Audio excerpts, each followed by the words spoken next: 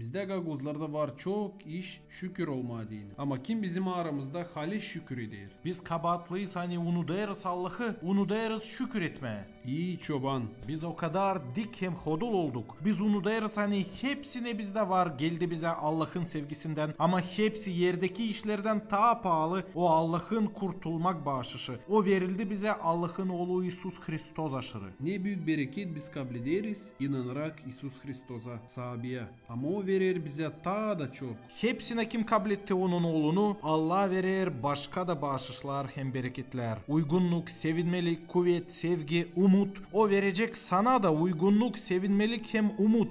Büyün, sade inan ona. Siz var nice öğrenersiniz daha çok uygunluk için, sevinmelik için, hem umut için. Yazın İyi Çoban kanalına da biz cevap edeceğiz size. Kim isterseniz vereceğiz size Biblia. İyi Çoban ilk Gagavuz Hristiyan Medya